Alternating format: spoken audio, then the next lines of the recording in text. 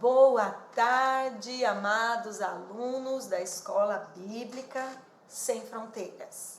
Como vocês estão? Então chame sua família, né? Chame aí quem precisa ser chamado, pegue a sua Bíblia, pegue o seu caderno, seu smartphone.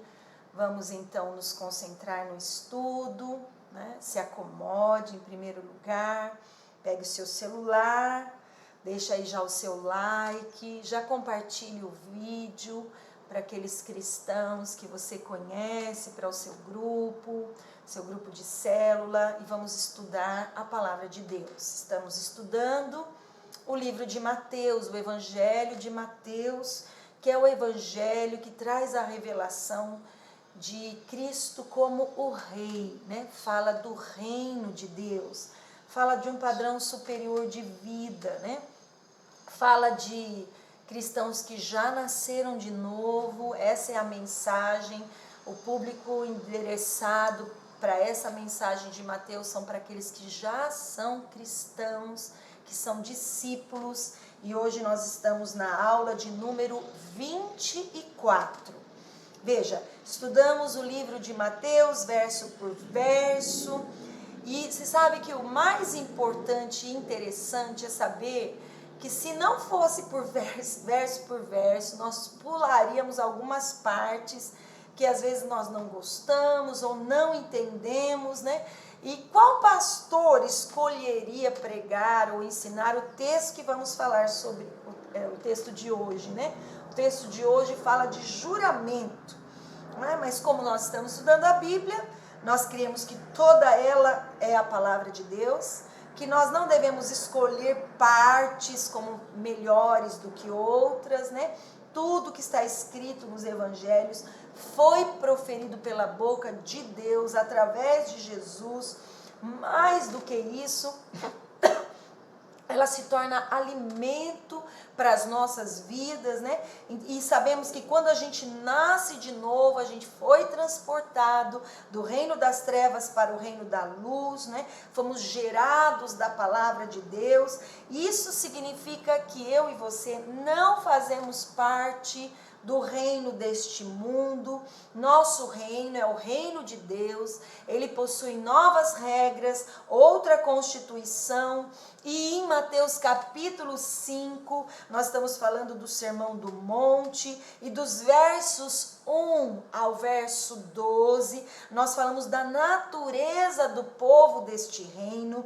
Dos versos 13 ao verso 16, nós falamos da influência desse reino. E do verso 17 até o ponto que nós estamos agora, fala da lei desse reino, né? É uma nova lei, é uma nova constituição, é um novo padrão para as nossas vidas.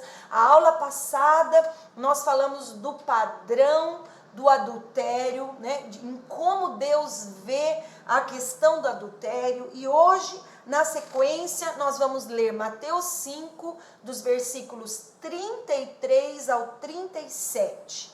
Mateus 5, do versículo 33 ao 37, está escrito assim: Vocês também ouviram o que foi dito aos seus antepassados: Não jure falsamente, mas cumpra os juramentos que você fez diante do Senhor.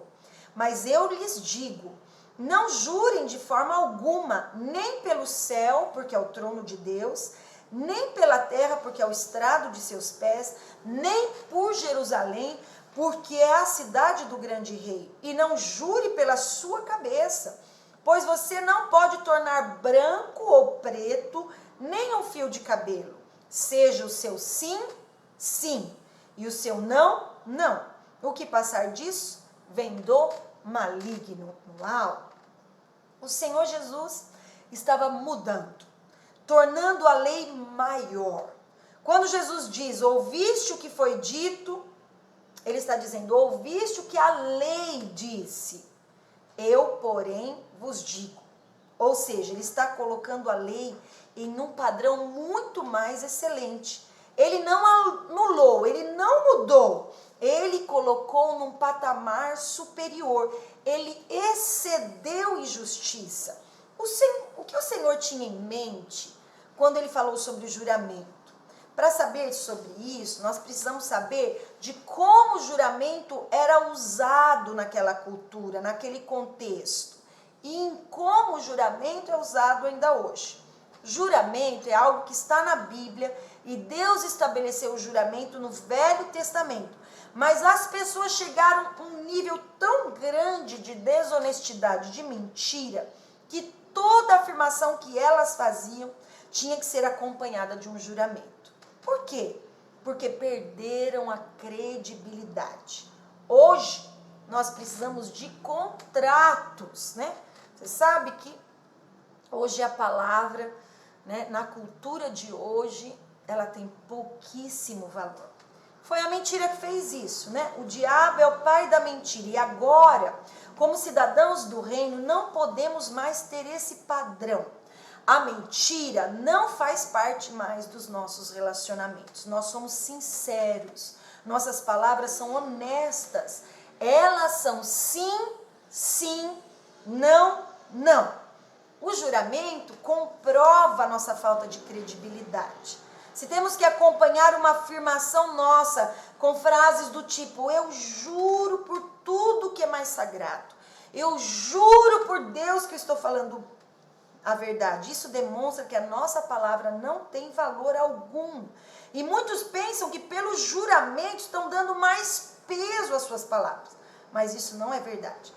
Os relacionamentos no mundo de hoje são todos uma questão de provar por atitudes e não só por palavras, porque as palavras perderam valor na nossa sociedade. Juramento é o mesmo que um voto. Votos e juramentos são a mesma coisa. Jesus não está proibindo toda forma de juramento. Na lei dos judeus, os juramentos deveriam ser usados em solenidades. Em sessões solenes, os juramentos eram permitidos. Não para aumentar a palavra, mas para atribuir maior peso àquilo que estavam fazendo. Em função desta palavra, alguns extremistas hoje, eles não juram de forma nenhuma. Eles dizem assim: eu não posso fazer juramento na minha formatura, eu não posso fazer juramento diante de juízes, eu não posso fazer juramento na profissão, né? Mas para Deus, todo juramento tem valor. Agora, jurar o todo o tempo, em toda circunstância, fazer juramento é abominável aos olhos de Deus. Aquele que assim procede mostra que o diabo tem muito espaço na sua vida, né? Veja, casamento, vamos lembrar, é um juramento. Semana passada nós falamos um pouco de casamento, né? E o casamento é um juramento. As juras de uma aliança, os votos de amor que os cônjuges fazem um por outro, né? E aqui também não é pecado e é feito diante de Deus. Por isso que a gente, quando, né, está celebrando um casamento, né? Normalmente, quando chega na hora de colocarem a aliança, né? Um no outro, é feito um juramento, né? Eu prometo ser fiel a você na vida e na morte, na alegria e na tristeza, né? Na doença e na saúde. Isso é um juramento, é um pacto de aliança, né? As pessoas não têm noção do quanto é sério fazer esse pacto, esse voto, esse juramento diante de Deus. Mas vamos abrir a Bíblia no Velho Testamento, em Números 30, versículo 2. Lá nos 5 primeiros livros da Bíblia, na Torá, né, no Pentateuco, em Números, capítulo 30, versículo 2, diz assim: quando um homem fizer um voto ao Senhor, ou um juramento que o obrigar a algum compromisso, não poderá quebrar a sua palavra, mas terá que cumprir tudo o que disse. Então veja, qualquer pessoa que fizer um juramento tem que cumprir aquilo que falou rigorosamente. É melhor que você não jure, disse Jesus. É melhor que você não faça voto, mas se você fizer o voto, você tem que cumprir. Por isso muitas pessoas estão dando espaço para o diabo em suas vidas. E com Deus não se pode brincar. Olha o que diz também o livro de Deuteronômio 23, versículo 21. Deuteronômio 23, versículo 21. Diz assim: se um de vocês fizer um voto ao Senhor, ao seu Deus, não demore a cumpri-lo, pois o Senhor, o seu Deus, certamente lhe pedirá contas, e você será culpado de pecado se não o cumprir. Uau! De novo, se um de vocês fizer um voto ao Senhor, ao seu Deus, não demore a cumpri-lo, pois o Senhor, o seu Deus, certamente lhe pedirá contas, e você será culpado de pecado se não o cumprir.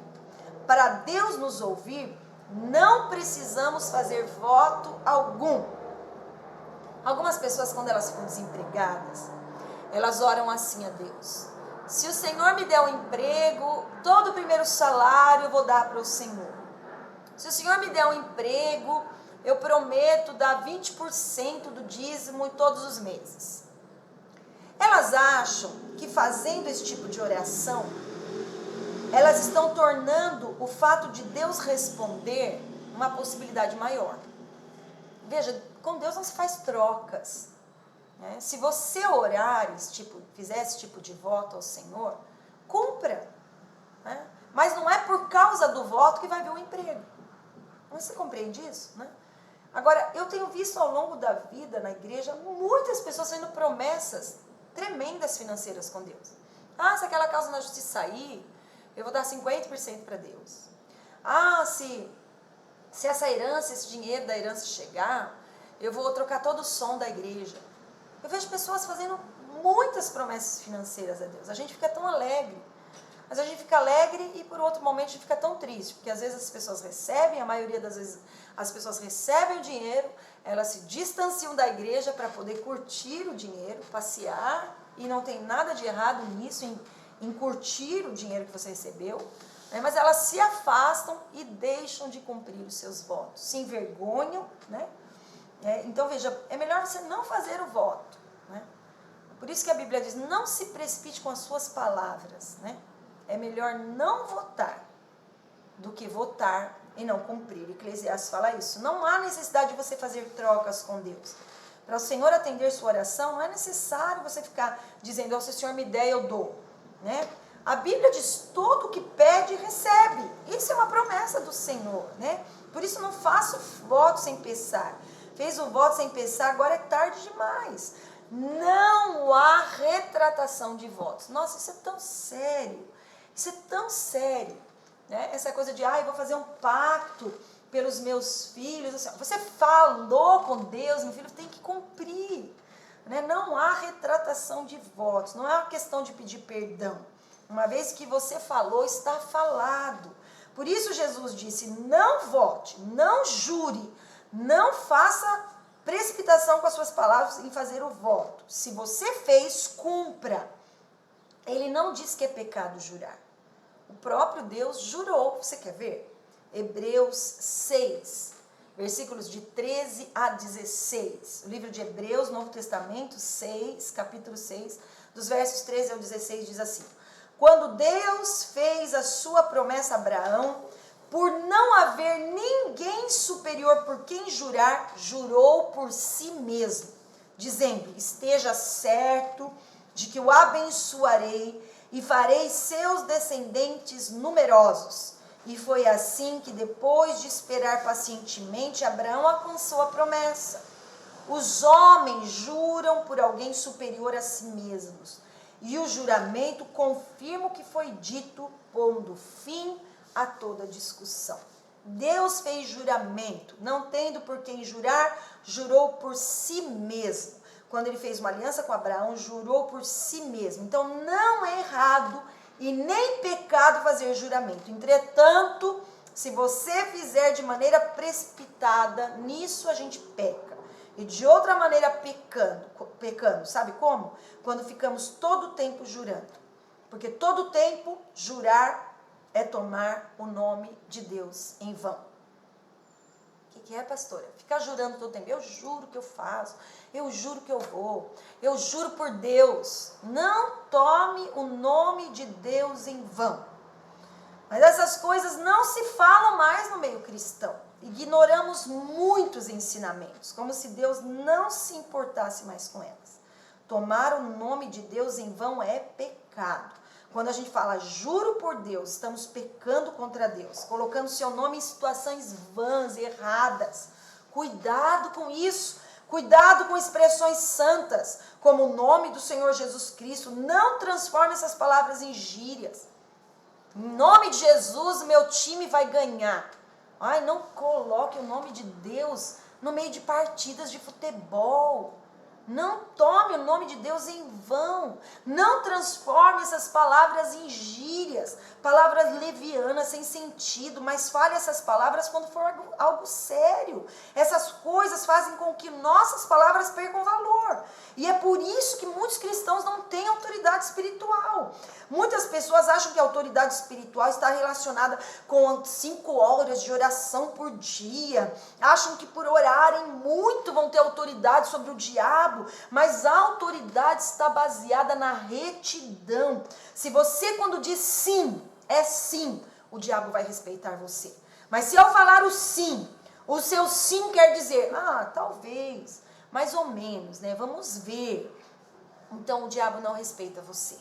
E sua vida é uma confusão, porque há incoerência nas suas palavras. Quando você diz eu vou, você está dizendo eu vou, e o Espírito Santo vai comigo, e Jesus vai comigo, e Deus vai comigo. Nossa, por isso que a gente tem tanta gente descomprometida. Você vem na reunião, claro que eu vou. Aí você espera 10 pessoas para a sua célula, e não vem um. Todos confirmaram presença. Nunca vi isso. Nunca vi isso. Que poder tem na sua palavra. Vai fazer a visita, marca a visita, não aparece. Ou você que pede a visita, pede que seu líder de célula vá, pede que o irmão de Deus vá fazer uma oração na sua casa, e no dia marcado você não está em casa. Uau! Que palavra é essa? Nós precisamos tomar muito cuidado, né? Quantas promessas de pagamento no meio cristão, de cristãos que compram as coisas de cristão e não pagam. Uau! Que autoridade espiritual você terá quando o diabo se levantar contra a sua vida? Mateus 5, 34 e 36 diz: não jurem de forma alguma, nem pelo céu, porque é o trono de Deus, nem pela terra, porque é o estrado dos seus pés, nem por Jerusalém, porque é a cidade do grande rei, e nem jure pela sua cabeça, pois você não pode tornar branco ou preto nem um fio de cabelo. Esses versos significam que não temos o controle de nada, de coisa alguma. Portanto, você não tem poder e nem autoridade para jurar sobre coisa alguma, porque não há controle em você para manipular alguma circunstância. No verso 37, e aí está a chave do nosso ensino hoje, diz assim: seja o seu sim, sim, seu não, não, e o que o passar disso vem do maligno. E o que é que passa do sim, sim e do não, não? São coisas malignas que passam do sim, sim e não, não. Casamento, por exemplo. Os cônjuges passam a ter desconfiança, ciúmes. E a mulher pergunta assim para o marido: você me ama? E o marido diz: eu amo você. Então a esposa diz: então me prova que me ama. Uau! Quando a mulher diz isso, ela está dando autoridade para um demônio bagunçar tudo. O marido já disse que ama e ponto. Ele não precisa provar nada. Ele disse que ama, então ponto. Esse negócio de a mulher ficar, então prova. Vamos ver se ele me ama. Deus, vamos ver se ele me ama. Se ele me trouxer uma flor, vamos ver se ele me ama. Se ele trouxer o café na cama, vamos ver se ele me ama. Vamos ver se essa semana ele vai estar mais carinhoso comigo. Uau! Pronto, o diabo já viu tudo, já viu toda a intenção da mulher. E vai fazer o possível para que aconteça todo o contrário, para que a mulher fique mais desconfiada e um espírito de ciúmes vai entrar nessa relação. Por quê? Porque passou do sim. O marido já disse sim, é o suficiente, mas muitos acham que só o sim é pouco. Nós sempre queremos muito mais. E todas as vezes que a gente quer mais do que o sim, do que o não, a instabilidade no casamento é gerada ali. Alguém disse que o ponto de interrogação é a figura de uma serpente, seu formato. Toda vez que temos dúvida do sim do outro, não acreditamos na palavra do outro, o diabo entra em cena quando você diz prova então. Se é assim mesmo, se é verdade, então faz aquilo. E assim o diabo ganha espaço para bagunçar ainda mais a situação e o casal nem percebe isso. E nós expulsamos o diabo a vida inteira e nunca ele vai embora.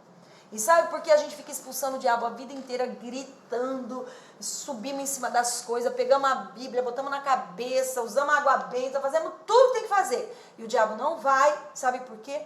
Porque o seu sim não é sim e o seu não não é não. Ah, é mais ou menos, né? É mais ou menos, né?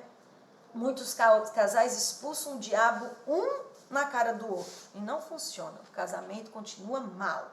E muitos se perguntam, o porquê de repreender o diabo o dia inteiro em seu casamento e não funcionar? Porque o diabo não sai só porque nós mandamos ele sair, mas porque praticamos o que a palavra de Deus diz. E uma das coisas é a correção do uso das palavras, sim, sim e não, não. Não acrescente as suas palavras. As pessoas, por não acreditarem no nosso sim, no nosso não, elas nos forçam a falar além do que é preciso. As pessoas verdadeiras são simples e diretas. Quanto mais conversa, mais mentira. Quando alguém está mentindo, fala muito, aumenta, exagera nos detalhes. E a história vai aumentando de tamanho. Acontece algo no espiritual. Como a verdade é inacreditável, como é difícil acreditar na verdade, como é mais fácil crer numa mentira, então fica aumentando. Não, mas é verdade sim, é verdade, claro que é verdade. Para os desconfiados, nunca uma resposta sucinta é o suficiente. Agora os mentirosos preparam sua resposta antecipadamente. Eles ficam aumentando, aumentando, aumentando, colocando. O sim e o não é muito simples, é muito pouco. Mas nós somos o povo do sim e do não. Muitos dizem, se eu falar só o sim ou só o não, as pessoas vão ficar magoadas comigo. Né? Você sabe que há um problema na cultura brasileira, né? Os brasileiros abominam o não. Aqui no Brasil é só sim, sim. Na nossa cultura, o não é do diabo. Entre os brasileiros é duro falar não para alguém. A gente vai dando a volta no monte para dizer não para alguém. Isso para um europeu, um americano, é inacreditável. São nações que têm origens protestantes. Alguém alguém faz um pedido, empresta o seu carro para mim. E você não quer emprestar, é contra os seus princípios emprestar o carro. Né? Talvez o seu carro não tenha seguro, corre-se riscos grandes se você emprestar o carro, e você diz assim, não, eu não posso emprestar o carro. Aquela pessoa que pediu pode nunca mais olhar na sua cara. E se for um cristão, ainda mais capaz de dizer assim, já ouvi muito isso. Olha lá, é pastor? É cristão? Mas na hora que tem que aplicar o evangelho na vida, não faz. Isso é muito complicado. E o que acontece então?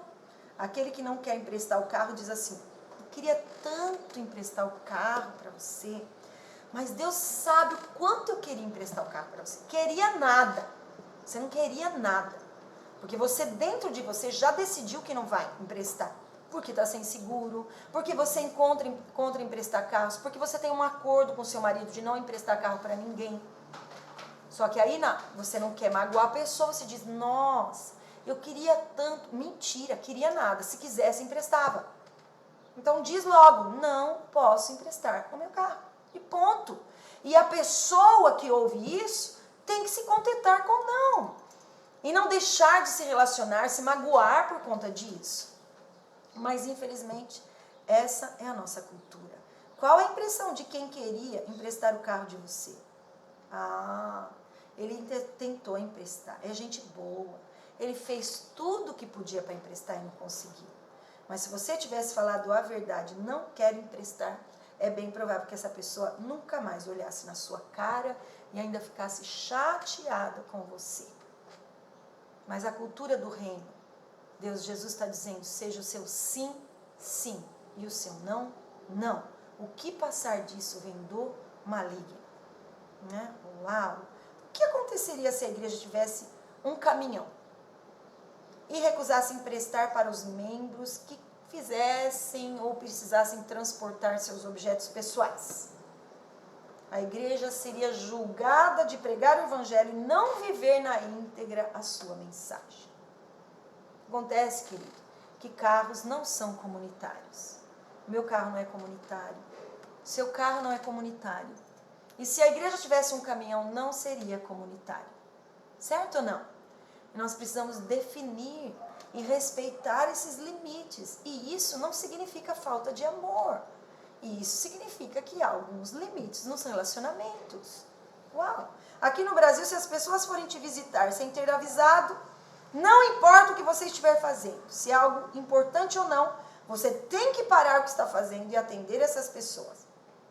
Se você disser, que pena, estou me arrumando para ir a um compromisso, ao culto, né? No domingo, por exemplo, né? A célula, essas pessoas emburram, elas viram a cara, se ofendem com você e provavelmente nunca mais vão voltar à sua casa. Esses somos nós brasileiros emocionais que se ofendem com tanta facilidade. Muitos perderam o compromisso com as coisas de Deus. Então, se a família vai em casa, era minha família. Tinha gente na minha casa. Uau! E você não podia dizer, eu estou me arrumando para o culto. Vamos comigo à igreja. Ou, se possível, podemos marcar outro dia? Uau! O que tem de errado nisso? Não é? Mas você faz aquela cara de, ai, que amor, você veio me visitar. E você fica tão feliz, mas no íntimo você queria estar na igreja. Queria mesmo? Será que queria? Seja o seu sim, sim. E o seu não, não. Uau! Ouvir não para nós brasileiros é ofensa. Mas a reação de mascarar o que você pensa e sente já é do maligno, você está sendo falso. Quando você diz que vai à célula e sabe que vai ter um compromisso e não vai dar para ir, e aí o seu líder ou alguém liga e fala, nossa, eu esperei você, cara, e você diz, me aconteceu um imprevisto. Mentira! Você já não iria mesmo. Você se comprometeu sabendo que não iria. Uau! Seja o seu sim, sim. E o seu não, não. O que passar disso vem do maligno. Assim, tanto que simula está pecando como que é enganado. Estão sob a influência maligna. A sinceridade de coração é o que vale. Portanto, se você quiser dizer sim, diga sim. E se quiser dizer não, diga não. Mas se essa pessoa vai se magoar comigo, pastor, e se essa pessoa ficar triste comigo, esse pensamento já é do maligno. Diga a verdade, diga não. Dizer não é de Deus, meu querido. Dizer não, não é do diabo. Né? Porque tanto aquele que diz sim quando é não está pecando, como aquele que está sendo enganado. Uau! Jesus nos instrui. E você sabe que porque às vezes a gente tem que inventar tanta coisa? Porque a gente tem medo de ofender as pessoas. Nós nos deixamos ser controlados pelo medo. Mas Jesus nos instrui a sermos verdadeiros, transparentes, sucintos, objetivos no trato com os demais. Muitas pessoas vivem angustiadas porque estão sendo obrigadas a dizer sim o tempo todo. Porque se não disserem sim, o que os outros vão pensar de mim? A maioria das vezes elas queriam dizer não, elas vão aonde não querem ir, porque não podem dizer não. Elas usam a roupa que não gosta, porque não pode dizer não. Elas comem a comida que não gosta, porque não sabem dizer não. Imagina se nós pastores comermos coisas que não gostamos na casa das pessoas que a gente vai visitar e dizemos assim, uau, que delícia! A gente vai sempre ter que comer as coisas que a gente não gosta. Quando a gente visita as pessoas perguntam assim, você gosta de lasanha? Vocês vêm jantar com a gente? E a gente logo diz, não, a gente só vai tomar um café, ou só um lanche mesmo. Vocês gostam de bolo de fubá? Eu não gosto de bolo de fubá, mas meu marido gosta. Pronto, aí a gente vai falando. Não acrescente nada à sua palavra. Seja simples na sua linguagem. O povo do reino é simples, não acrescenta nada. Ele diz sim quando quer dizer sim. E diz não quando quer dizer não.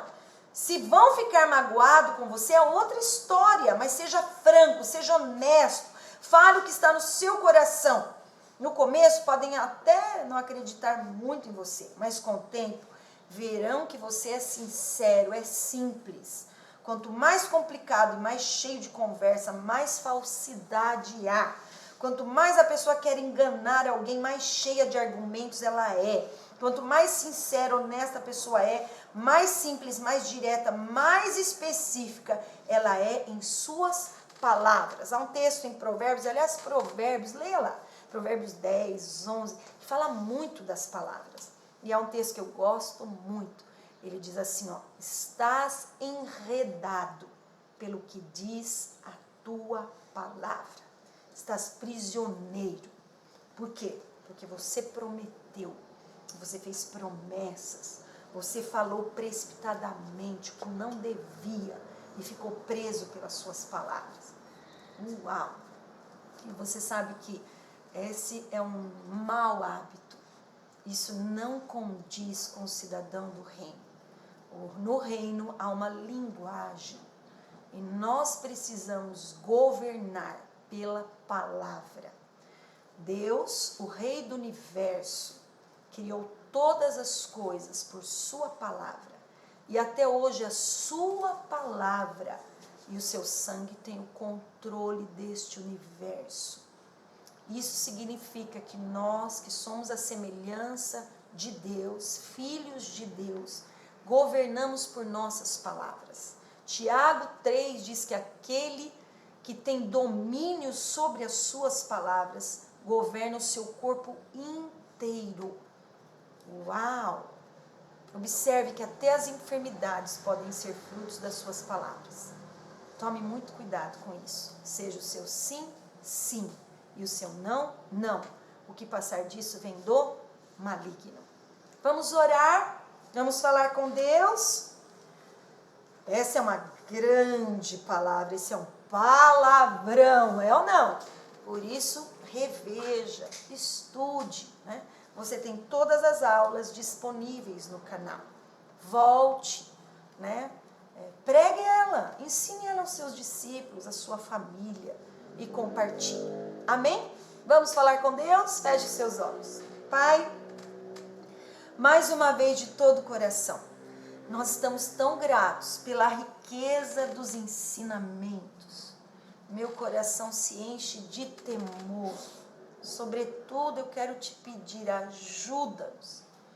Oh Deus, ajuda-nos a sermos obedientes à sua palavra, a praticar a sua palavra, a alcançarmos esse padrão do reino. Esse padrão não é alcançado pela nossa força de jeito nenhum, mas ele é alcançado pela dependência que temos do teu Espírito. Por isso, Senhor, coloca as palavras no nosso coração. Como diz o Salmo, pus um guarda à porta dos meus lábios para não pecar contra ti. Ajuda-nos, Senhor, a falar aquilo que deve ser falado. Tira de nós esse pecado de ter medo de não agradar as pessoas, de colocar o fato de agradar as pessoas acima de todas as nossas palavras. Perdoa-nos por elas. Oh, meu Senhor, ajuda-nos a cumprir os nossos votos, todos o que fizemos, Senhor. Ajuda-nos, Senhor. Ajuda-nos a nos ver livre do mau ato de achar que pelos votos as nossas orações serão respondidas. Misericórdia, Senhor. Oh, Deus, ajuda-nos a fazer uso da oração. A oração é a palavra, é a graça em ação. Nos ajuda, Senhor. De todo o nosso coração, nós oramos e já lhe agradecemos, no nome de Jesus. Amém e amém. Eu te abençoo, meu amado irmão, abençoo as suas palavras, libero bênçãos para a sua vida, que a sua palavra seja o porta-voz das boas novas do Evangelho, que tem poder de transformar as vidas. Um beijo grande no seu coração, até a próxima aula.